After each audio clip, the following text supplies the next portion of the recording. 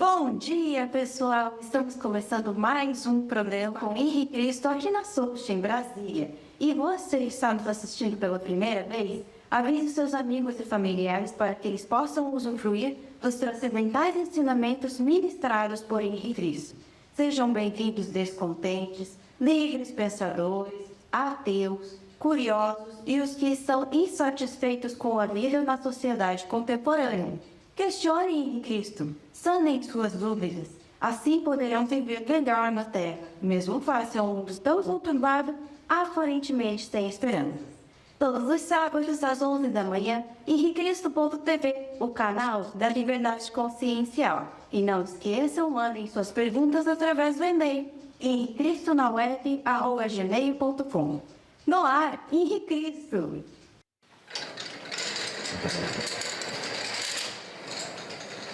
Que a paz seja com todos.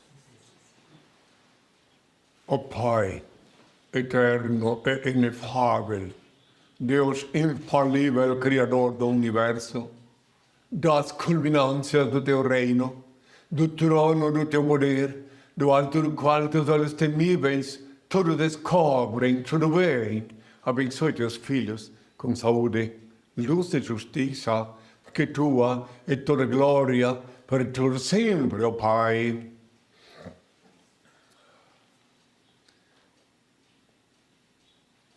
Faz muito tempo que eu queria abordar um assunto delicado, mas delicadíssimo.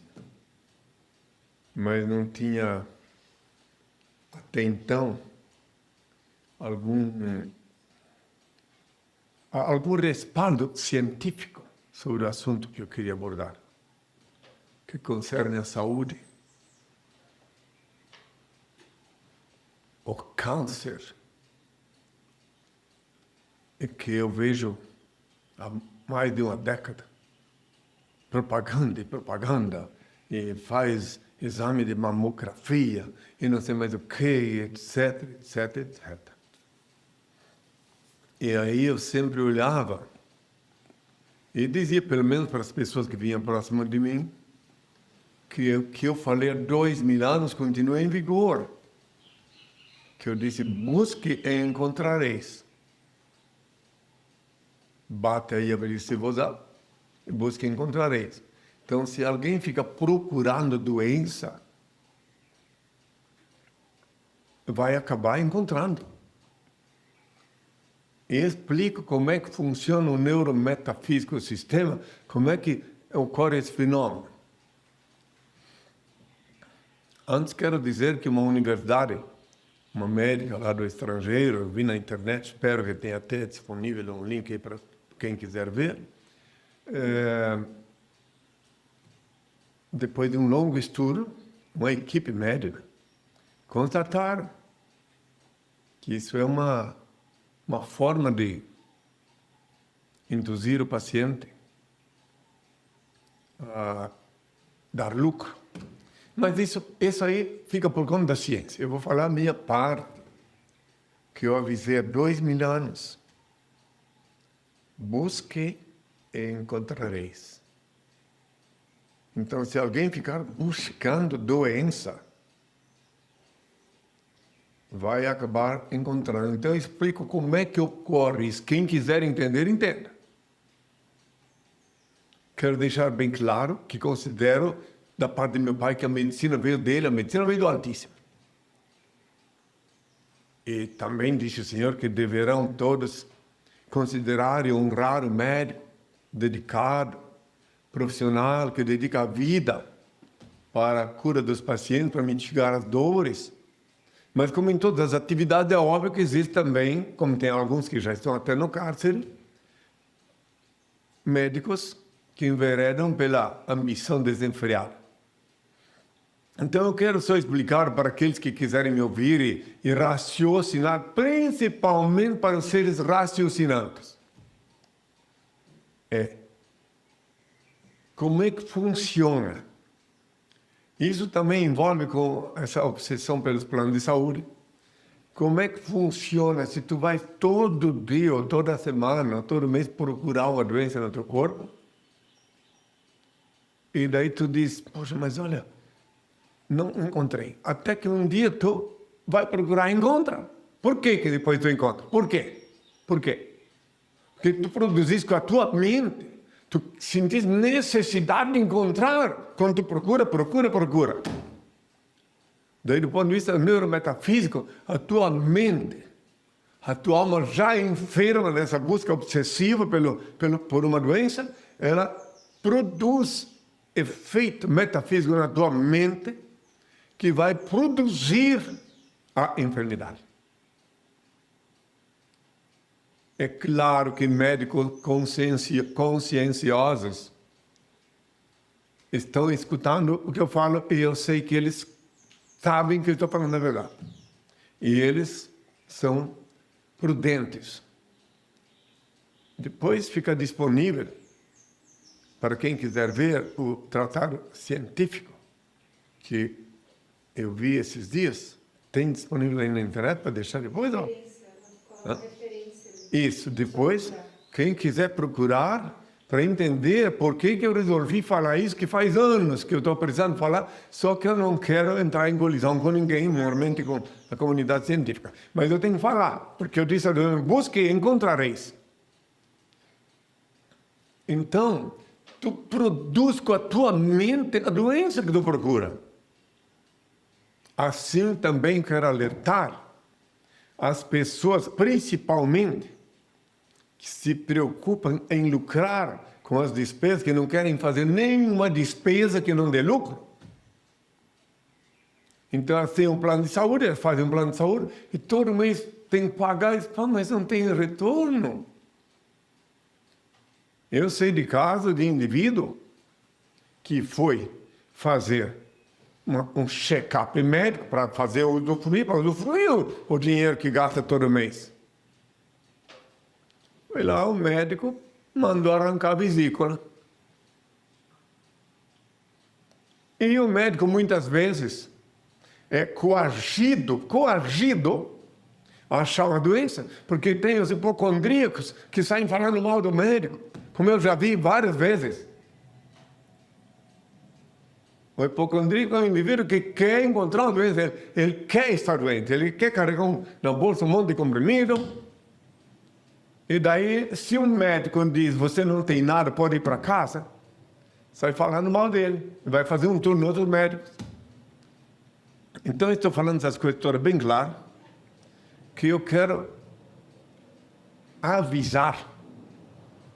Repito de novo, a medicina veio do Altíssimo.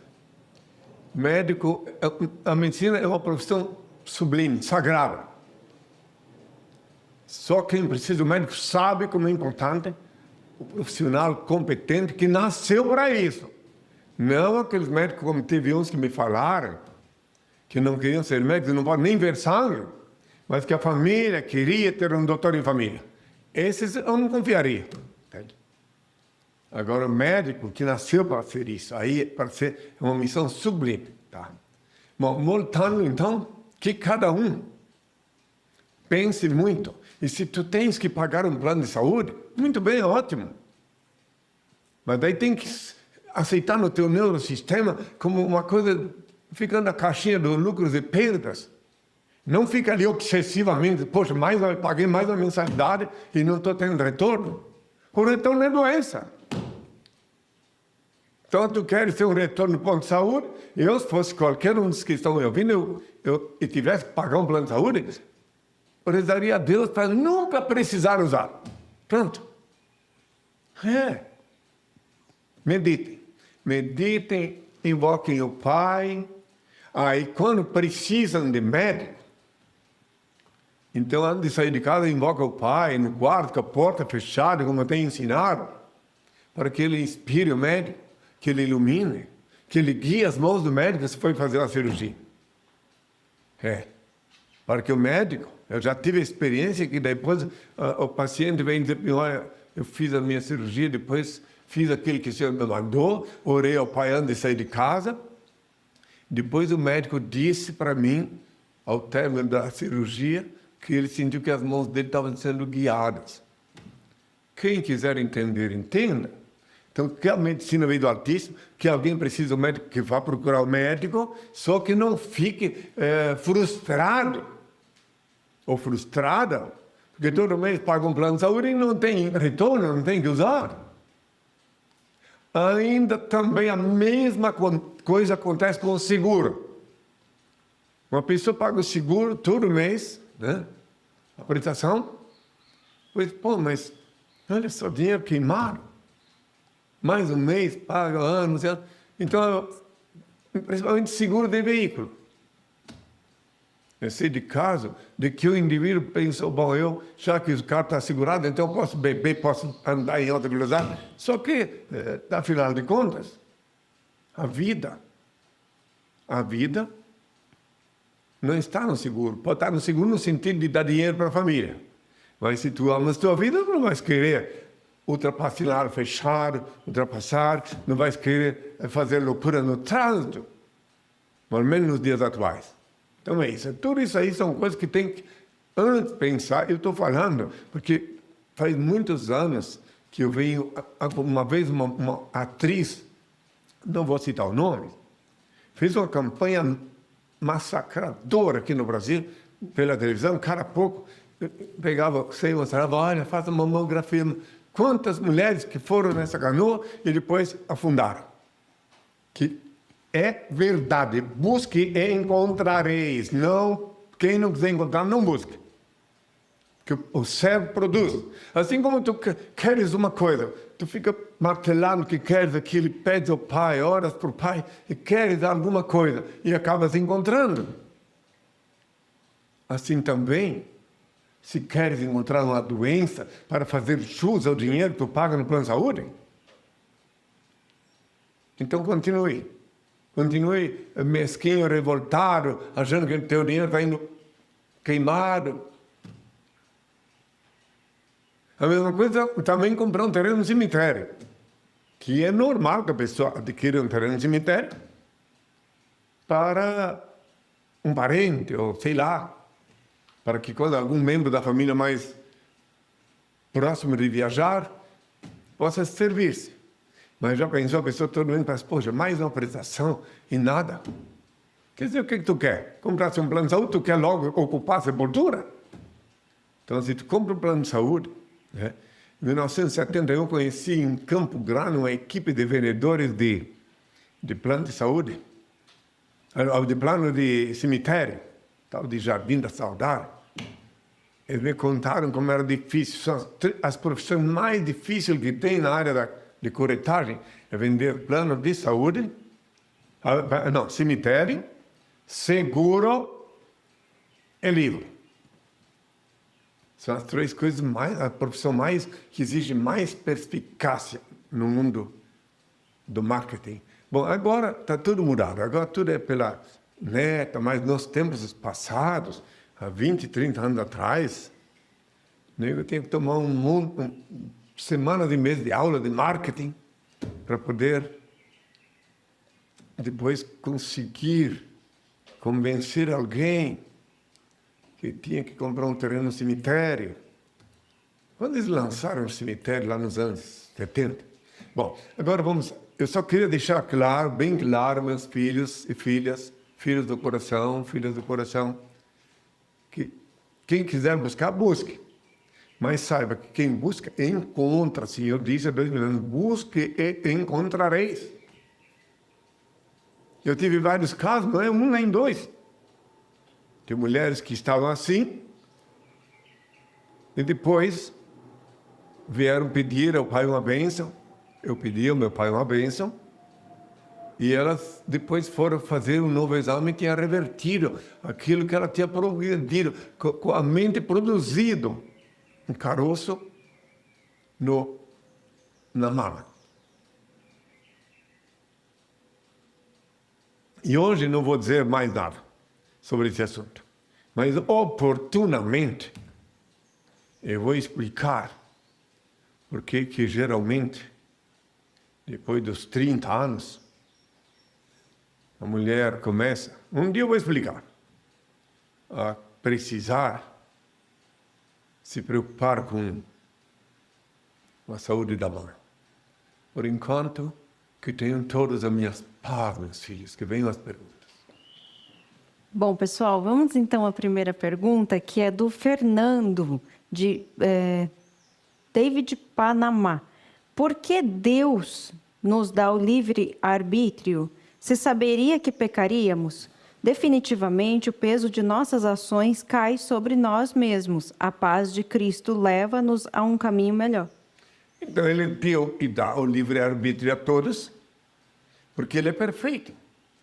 E o livre-arbítrio que todos pensam que tem, faz parte do conjunto de leis que compõem a perfeição do Criador Supremo, do Juiz Supremo, do Rei dos Reis, que é meu Pai, que também é vosso Pai, se assim vós compreendeis. Então ele dá o livre-arbítrio. Claro que a maioria esmagadora, eu tenho meu livre-arbítrio, posso fazer? Então vai. Só que o Senhor aí que está a oportunidade que Ele dá, para que alguém acesse o caminho da sabedoria. Ele dá o livre-arbítrio, que todos pensam que tem. Certa feita, uma jovem lá em Curitiba falou para mim assim, minha família queria que eu fosse engenheira. Onde é que se viu? Ela disse, eu não nasci para ser engenheira. Eu decidi que eu queria ser advogado e pronto, fui estudar e agora sou advogado. Portanto, eu não obedeci os ditames do destino. Eu usei meu livre-arbítrio, que a minha família disse que o meu destino era ser engenheiro. Não, minha filha, te enganaste, eu disse. Justamente tua família diz que queria que fosse engenheira, mas o teu destino estava traçado para tu dizer não, para não ser. Pronto. E daí, tu estás sim seguindo os ditames do Senhor do destino e do destino. Justamente até nessa hora da rebeldia, no teu caso, era isso. Tem uma outra que veio me entrevistar aqui, jornalista, que a família toda são dentistas. E ela disse, eu não quis ser dentista.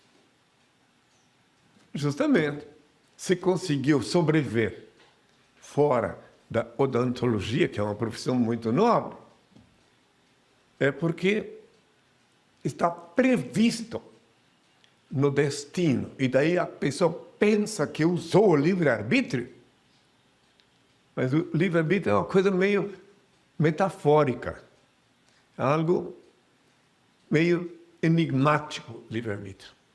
Tem e não tem, pode e não pode, és e não és titular do livre-arbítrio. Diz assim, não, hoje eu vou fazer uma viagem, né? Não há quem possa me impedir. Hoje eu vou para Miami. Tem uns que pensam. Aí quando está tudo comprado, passagem, tudo certinho, já está no aeroporto, né? Aí acontece uma guerra civil, uma encrenca no aeroporto, alguma coisa que a pessoa não pode mais ir, é adiada. Aí depois, quando ela chega lá em casa, retornando frustrada, acontece mais outra coisa, e outra que depois vai acontecer outra, que olha só, se eu tivesse ido para Miami, eu não teria podido fazer isso e aquilo. Para aqueles que pensam, é claro, para os seres raciocinantes, porque os outros tropeçam em pedras e quebram o pé, enfiam o pé no buraco, e nem olham para trás e nem conseguem raciocinar o que é e o que não é, o porquê das coisas. Porque o lado da neurometafísica não é para todos, só para aqueles que buscam no Pai assimilar os mistérios das leis dele eterno. Quando me refiro ao Pai, eu não estou falando de um deusinho genérico, e sim no Criador Supremo, no único ser incriado, único eterno, único ser digno de adoração e veneração, onipotente, onisciente, onipresente, que vivifica cada célula de vosso corpo e cada partícula de vosso sangue. É desse que eu estou falando. Confiai nele. E a vossa vida, mesmo neste mar de lama que se transformou neste mundo caótico, a vossa vida será serena. Podereis surfar serenamente neste mar de lama e atingir o objetivo incólume. Tenham todos a minha paz. David, Teresina, Henri, você acha que o Toninho do Diabo é realmente filho de Lúcifer? Peço bênção pela minha família e minha prima. Todas as pessoas que se dizem servo do diabo, que de uma certa forma dizem ser dele, acabam fatalmente sendo escravo dele.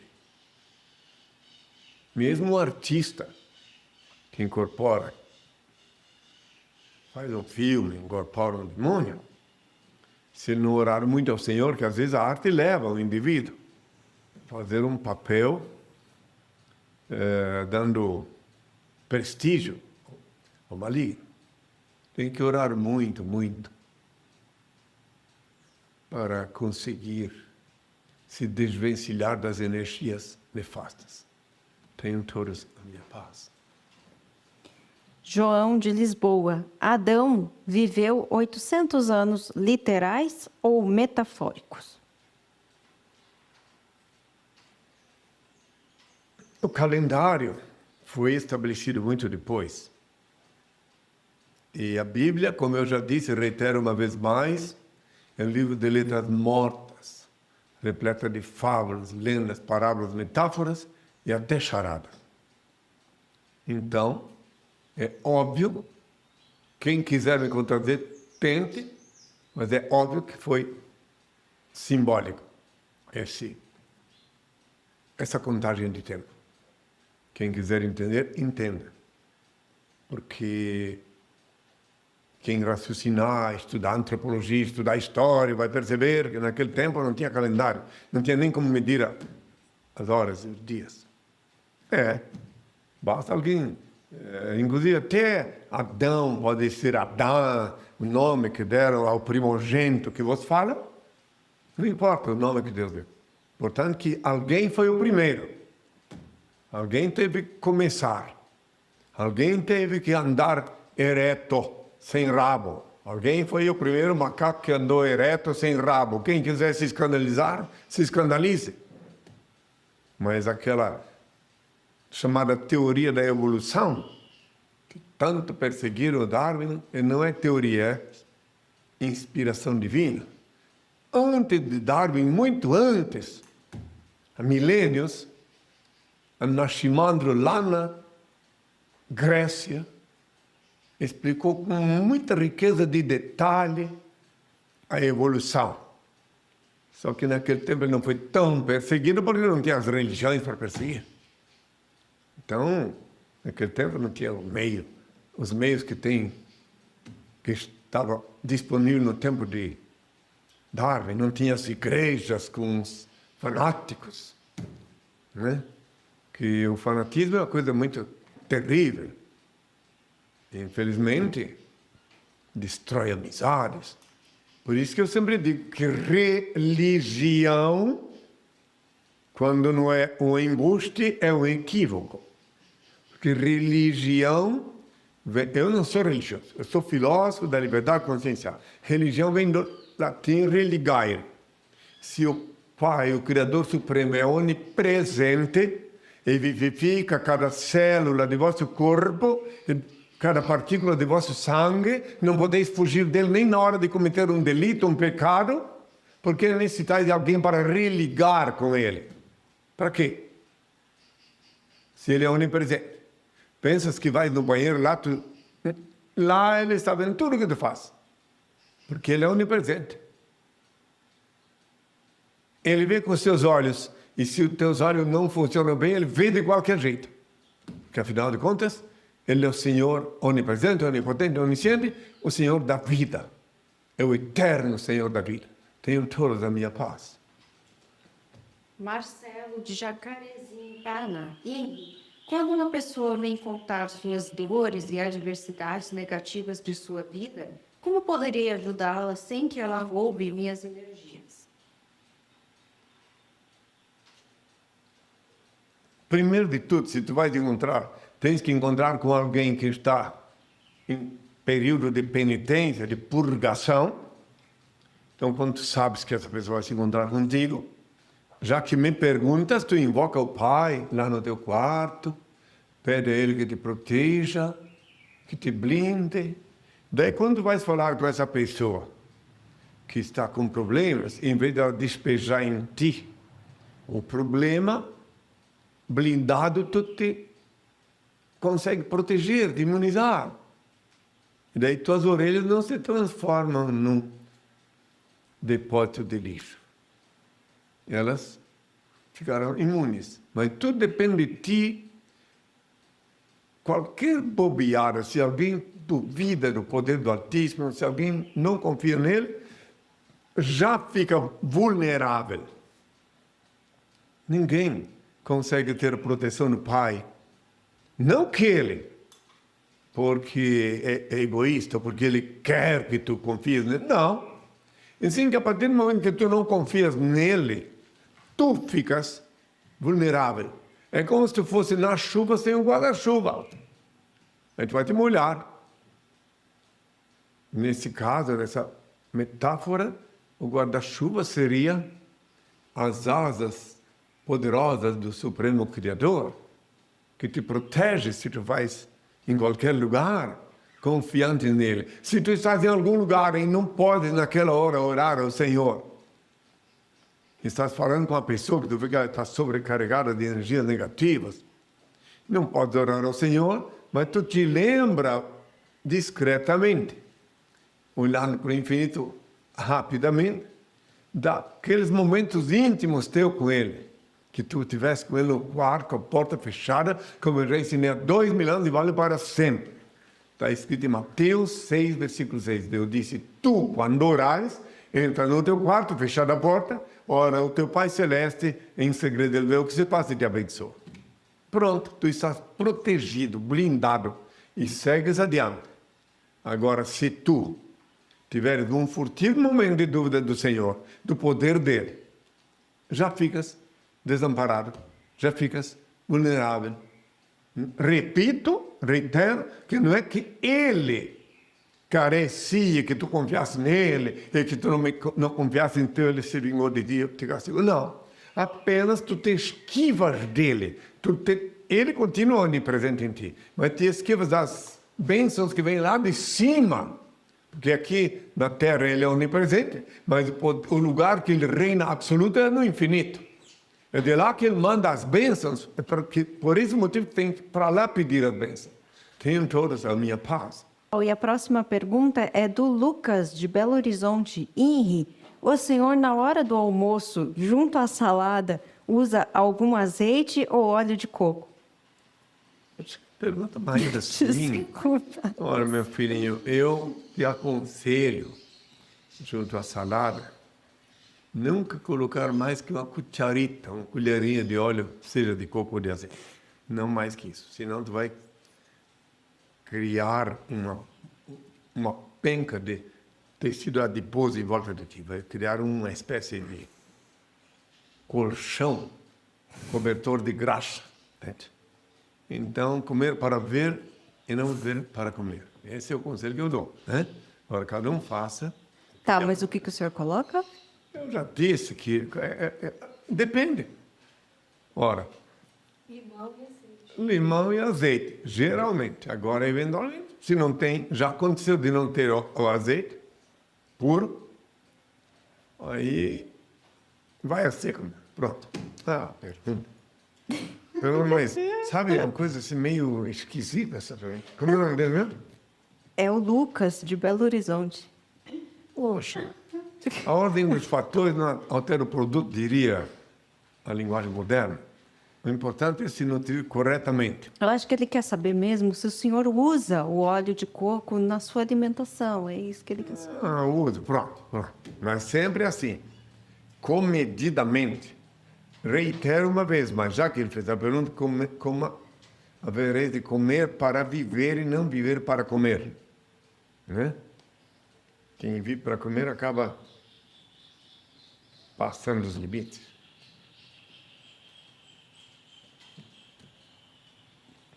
Próxima pergunta? Claro. Essa pergunta é tão assim, sabe? Ai, senhor, É porque a pergunta... é que esse negócio de óleo de coco, essas coisas estão na moda agora. Todo mundo querendo ir para um lado mais natural. Pergunta, que arte do diabo. Vamos lá, vai adiante. Alimentação saudável, exatamente. Sérgio de Apucarana. Mestre, por que o Senhor capacita os escolhidos e não escolhe os capacitados? Ora, meu filho, é isso que essa pergunta é razoável. Porque se o Senhor está falando do meu pai, escolher o capacitado significa alguém que estudou, se preparou para fazer uma coisa, etc. Imbuído nessa coisa, tem a ambição, os planos de vida dele, etc. Se o Senhor escolher o capacitado, ele vai ficar ou sempre muito frustrado que não pode fazer aquilo que ele queria fazer, ou vai servir a dois senhores, fazer o serviço do Senhor e ao mesmo tempo não dá, ninguém serve a dois senhores. Agora ele capacita os escolhidos, porque os escolhidos são aqueles que veem quem é o filho dele. Quando eu disse, muitos serão chamados de poucos dos escolhidos. Está em Mateus 20, 16.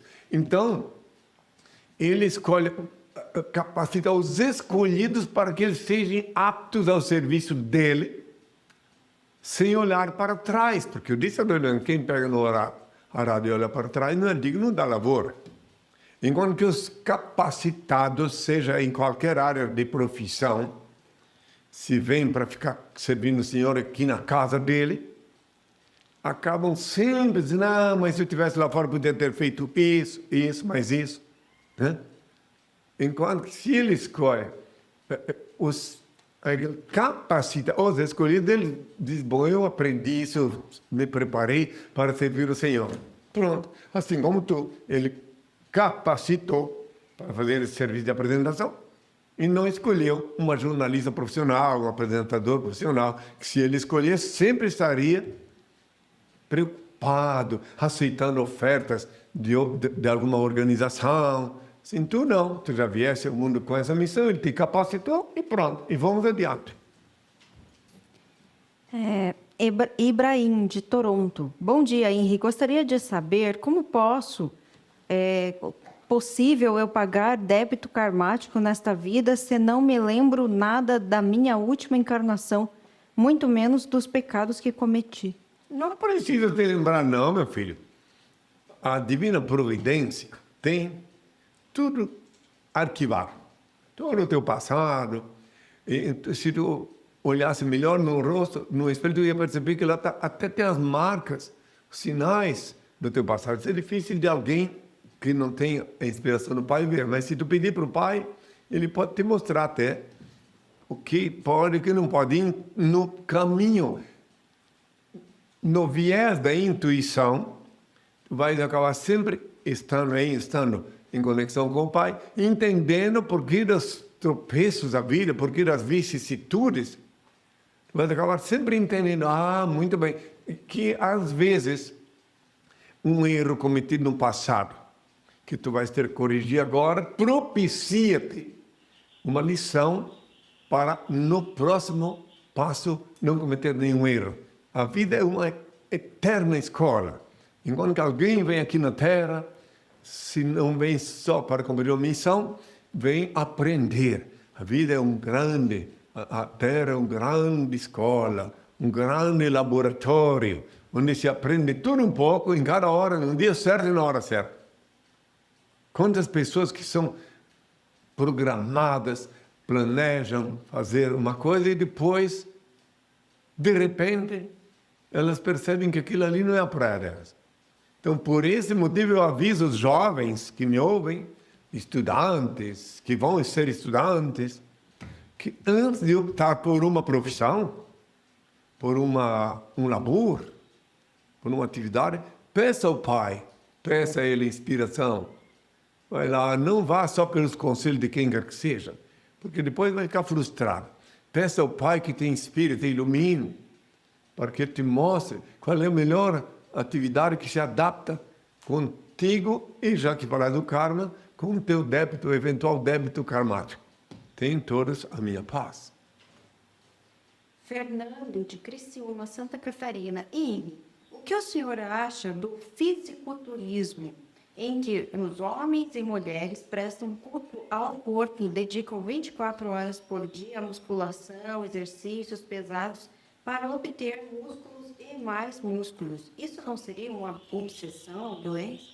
Eu só quero dizer, sem a mínima possibilidade de equívoco, que quanto mais uma pessoa, prestem bem atenção, busca exacerbadamente, obstinadamente aumentar os músculos, ela consegue. Como eu acabei de falar ainda há pouco sobre busca e encontrareis. Só que vai encolhendo o cérebro. Aí o cérebro vai ficando cada vez mais atrofiado. Tanto é que você pode perceber, você fala com uma pessoa dessas que são cheias de monumentos de músculo, vai conversar com ela para ver qual é o papo dela. O que ela vai falar contigo? Então, porque tudo que é demais é veneno. Tudo. Sem exceção, tudo que é demais é veneno. Então, o equilíbrio é a palavra-chave. O equilíbrio faz parte do afloramento da unidade de Deus. É para uma pessoa equilibrada, para ver que Deus está inspirando, está caminhando em direção a realizações, a serena vitória final. Agora, quem fica fazendo esse curto, hoje em dia tem de tudo, é claro, nada contra eles. Eu também já tive pessoas comigo assim, só que eu quero avisar que quanto mais que se ofendam, paciência, não posso fazer nada. Já tem tanta gente se ofendendo com o que eu falo, mas encolhe o cérebro. É que o cérebro começa a ficar assim, porque ninguém tem duas cabeças. Se tivesse, seria aleijado. Tem uma só. Então, se o teu cérebro fica concentrado só, focando só fisiculturismo, massa e não sei mais o que e tal, ele não tem chance de raciocinar. Hã? Carne. Aí não tem acesso ao plano superior. A veia metafísica, a transcendência fica bloqueada.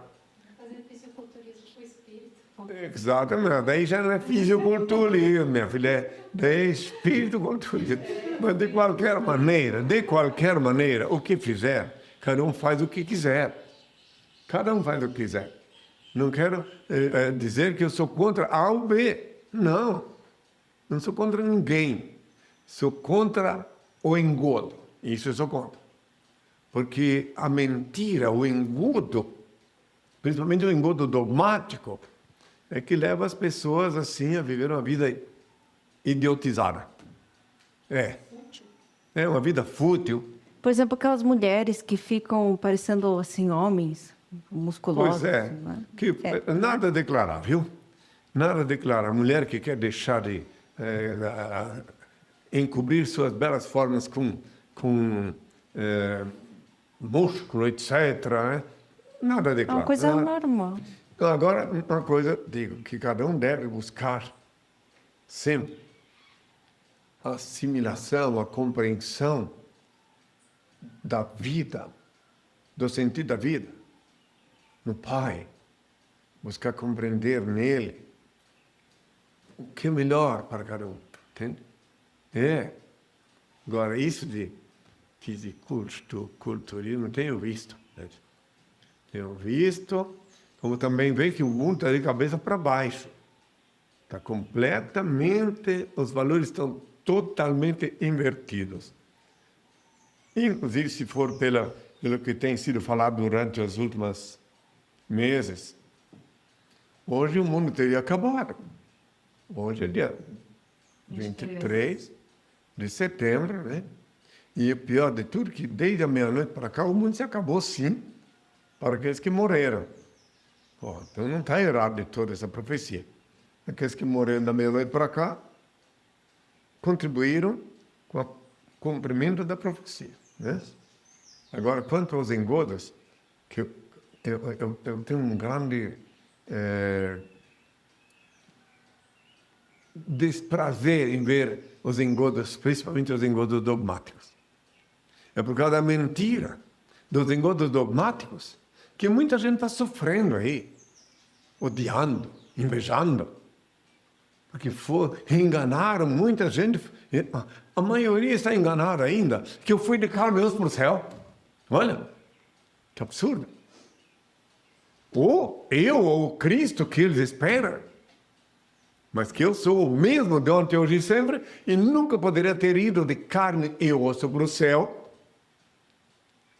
porque as leis eternas são imutáveis. E o Senhor, meu Pai, diz: tu és pó, do pó tu fosse tomar a pó, retornarás, já nos primórdios. E lá no céu, agora, a ciência agora está falando a serviço do Senhor, a serviço da verdade. E a ciência comprova que lá em cima a temperatura é 273 graus Celsius negativos, não tem ar para respirar, ninguém pode sobreviver lá em cima. E para aqueles que ainda dizem que para Deus tudo é possível, então eu digo que tudo é possível para Deus, sim, menos violar as leis que Ele mesmo criou, as leis naturais. E se eu tivesse, digamos, hipoteticamente, ido para o céu de carne, para aqueles que são fanáticos, que não enxergam como a Bíblia é um livro metafórico, repleto de fábulas, lendas, parábolas, então eu teria ido pelado para o céu, nu, porque conforme a Bíblia fizeram um sorteio sobre minhas vestes, e agora eu teria voltado nu. E em verdade eu vos digo, eu voltei nu sim, mas de dentro do ventre da minha genitora. Dali eu voltei nu. Eu renasci nu. Todos vêm ao mundo nu. Ou não é verdade? Por acaso eu estou falando alguma? Todo mundo vem ao mundo nu. Depois se cobre com vestes, algumas vezes que determinam a sua condição aqui na Terra.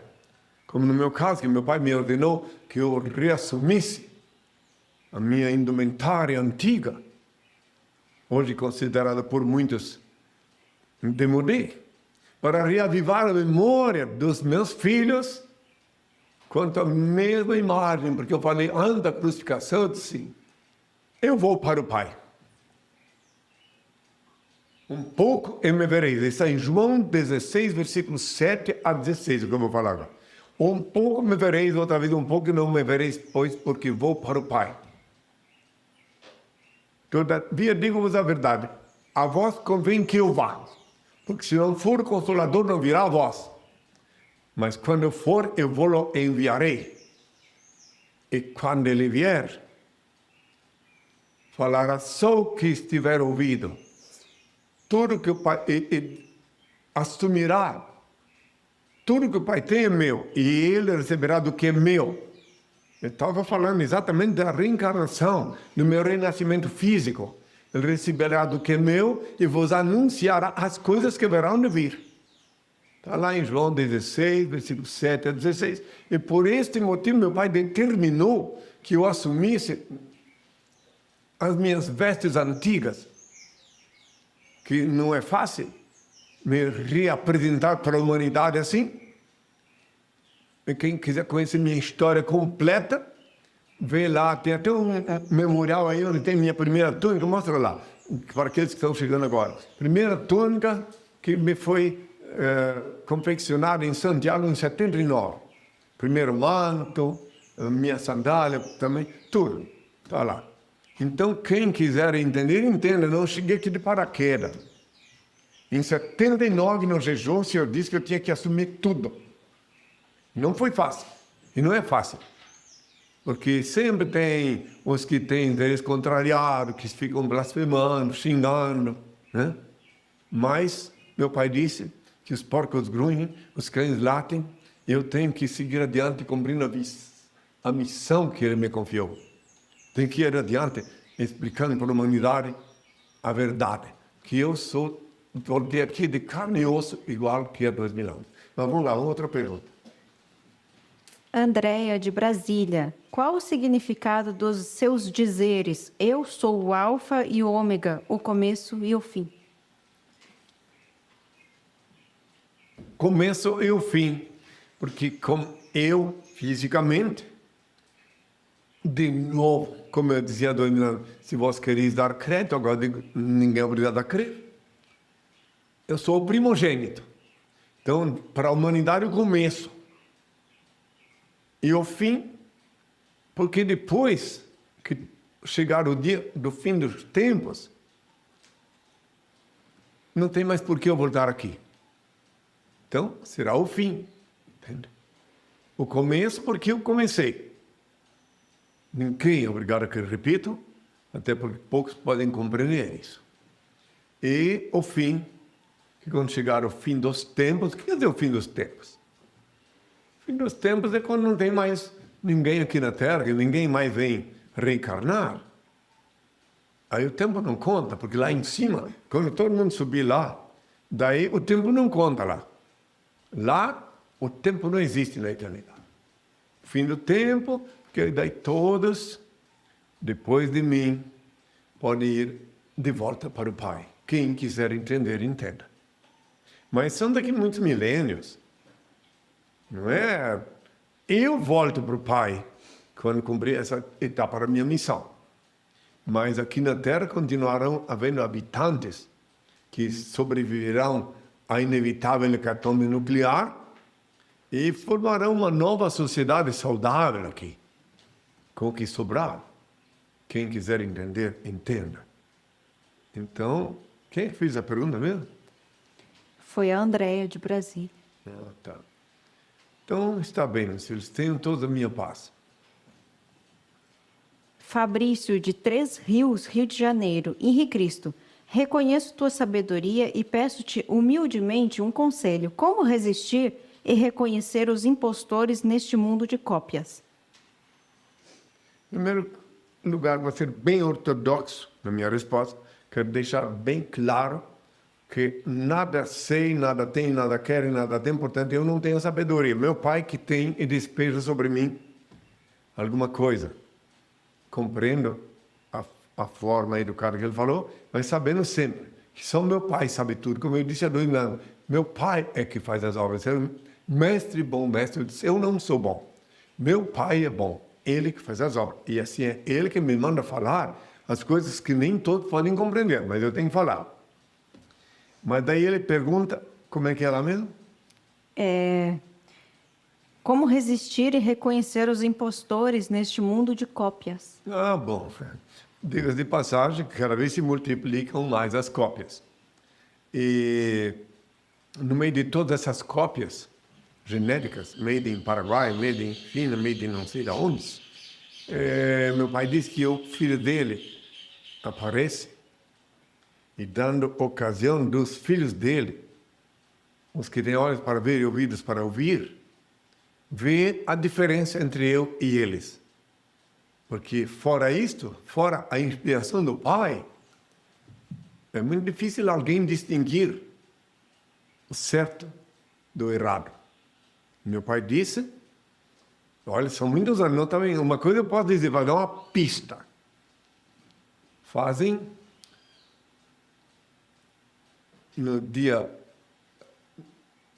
em março de 2019, vou fazer 50 anos de vida pública e 40 anos que eu digo em 2 continentes, agora o mundo, quem sou. Não existe na Terra ninguém, quando eu digo ninguém, é ninguém, que assumiu publicamente a minha identidade, porque ninguém pode assumir e que durou tanto tempo.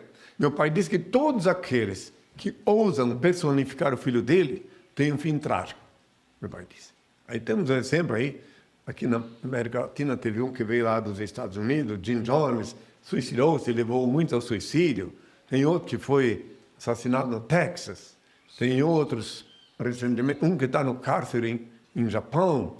E inclusive, eu sou o único em todo o planeta Terra que tive que passar por um processo de falsidade ideológica aqui no Brasil, que vim aqui como apátrida e me submeteram a um processo de falsidade ideológica que se arrastou mais de 10 anos na Justiça Federal e que depois foram as autoridades judiciárias, sem eu gastar um centavo, foram inspiradas a reconhecer em documentos, através de um venerando acórdão, que eu, Henri Cristo, tenho o direito de usar meu nome, sim, nos documentos. Contra as vozes satânicas que vinham do além-mar, é impossível, não pode, porque INRI, quer dizer, Jesus Nazareno, é ofensa para os cristãos, não pode. As vozes satânicas impregnavam os autos do processo,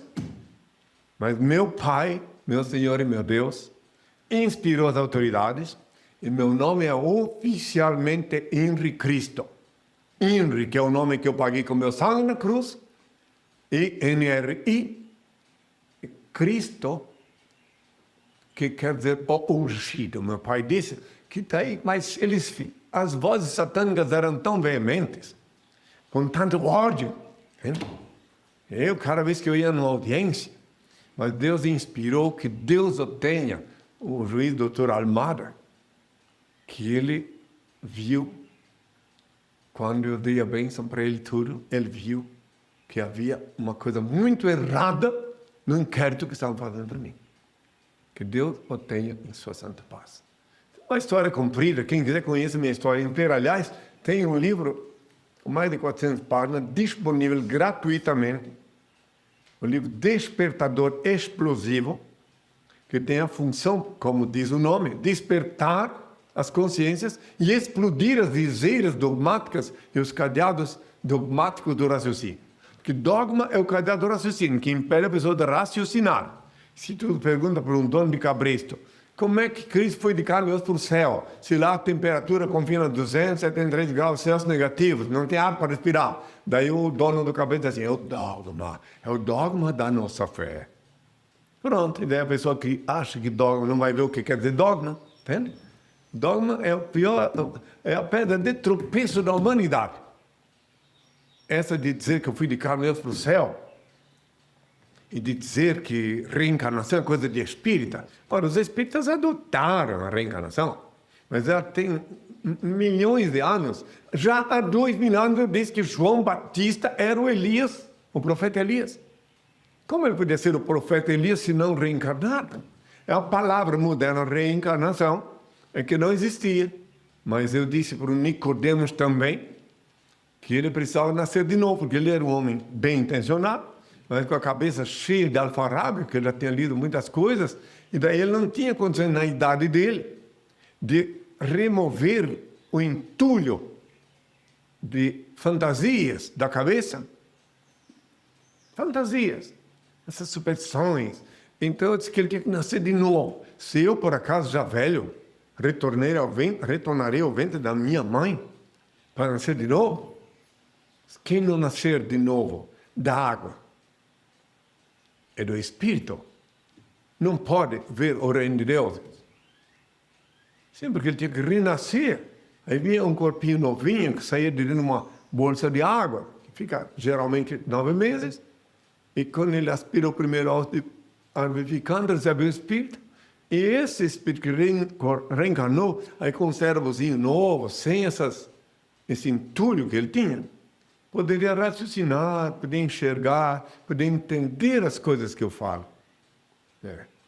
Então é isso, meus filhos. Eu sei que às vezes... eu quero avisar de novo aos que me ouvem, que se às vezes alguém diz assim, eu sei que tem alguém do lado, pô, mas ele já falou turismo uma vez, eu já sei disso, porque ele já me ensinou, são os meus filhos do coração que estão me assistindo, lembrando-vos que antigamente também vós não conheceríeis o que estou falando, e eu estou falando para os que estão chegando. Tenham paciência e me mandem novas perguntas e eu responderei. Eu vou responder mais uma pergunta, porque agora daí eu vou pedir para a bênção. Jonathan Valente, de Curitiba. Qual foi o real propósito da morte na cruz em sua encarnação anterior? Bem, tem vários motivos, vários propósitos.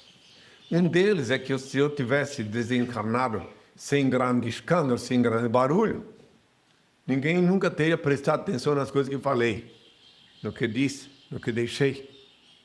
Agora, o principal propósito metafísico era resgatar o pecado que a humanidade cometera até então. Por isso que eu disse, Pai, perdoai-os, eles não sabem o que fazem. Eles não sabiam, os que estavam me insultando, me escarnecendo, não sabiam que estavam resgatando, inclusive, aqueles pecados que estavam cometendo até então. Mas depois, quem pecou depois, pecou por conta própria e vai ter que acertar as contas. Então eu resgatei o pecado que a humanidade cometera até então, porque eu, primogênito, enviara por inconsciência os meus filhos a cometer os erros que eu cometi nas anteriores encarnações. E meu Pai bondoso e misericordioso não só me deu a saber que eu não ia morrer e sim apenas desencarnar, me deu a ocasião de eu resgatar tudo num pacote só, os pecados. Numa vez só. E agora mandou eu voltar e estou aqui. Quem quiser entender, entenda. No mundo atual, tão cheio de fantasias, tantas coisas, mas eu ponho um ponto de referência, dou uma pista para os seres raciocinantes. Para aqueles que querem raciocinar e distinguir-me dos cristos genéricos, os cristos que existem, sim, em todas as partes do mundo tem alguém que se diz Cristo. Que eu sou o único que estou aqui vivendo publicamente mais de 40 anos e vai fazer 40 anos agora em 2019, que eu digo ao mundo quem sou. Não existe ninguém vivo aqui na Terra, então já facilita melhor a compreensão de que quem quiser compreender. Isso é outra coisa. Se eu não fosse Cristo, se eu não fosse quem eu digo que sou, então eu mesmo aconselharia a todos, ninguém mais crer em Deus. Porque eu disse que eu ia voltar, que meu mandaria voltar. E se não voltasse, e não haveria ninguém no meu lugar. Estude minha história. O ato libertário, quando fui a Roma proferir uma sentença de extinção, tudo, estude minha história e tirem suas próprias conclusões. Cada um deve pensar. Teve um jornalista, um fotógrafo, Jonas Bendiksen, da Noruega, veio aqui faz uns 2 anos, fez matéria comigo. E claro que ele teve que entrevistar esses de outros países que se dizem cristãos também, e eu achei muito louvável, que daí dá uma ocasião para as pessoas olharem para mim, ver minha história e a deles. E se ele tivesse escrito só sobre mim, escrever até um livro, só perguntar para mim, iam dizer que ele era meu discípulo. Então ele fez com vários outros, eu achei muito oportuno, jornalisticamente falando, e assim dá uma ocasião de que os seres humanos que raciocinam vão ler o livro, olhar, vão ver a minha história, fazer comparação, e aqueles que quiserem entender, entendam. Não quero que ninguém creia que eu sou Cristo. Não. Os meus discípulos não creem que eu sou Cristo, eles sabem quem sou. Os meus seguidores sabem quem sou. Porque aqueles que creem meramente, de manhã, de tarde, podem deixar de crer, podem descrer. Agora, aqueles que sabem, exceto se ficassem doentes, sofressem um problema de amnésia, senão eles nunca vão deixar de saber. Sabem. Saber é uma coisa e crer é outra. Pensem bem nisso. Pensem na diferença, que parece que é igual, né? Mas não é. Bem, eu vou pedir ao Pai a bênção. Antes, lembro uma vez mais que na luz de meu Pai, Senhor Deus, que é em mim, eu continuo amando todas as criaturas que se movem sobre a terra, sem exceção. Obviamente coerente com a eterna e divina lei da igualdade, que consiste unicamente em distribuir-se desigualmente a desiguais na medida em que se desigualam. Lei esta eterna que eu já expus sinteticamente, sucintamente, quando propus a parábola dos talentos há milénios. Agora, aqueles que querem participar, além dos beneméritos que sabem que se querem participar, põem as mãos assim, olhos bem abertos. Vou pedir ao Pai a bênção E olha, todo mundo está precisando de bênção. O mundo está meio feito. Aproveitem esse momento para receber do Pai a bênção que eu vou pedir.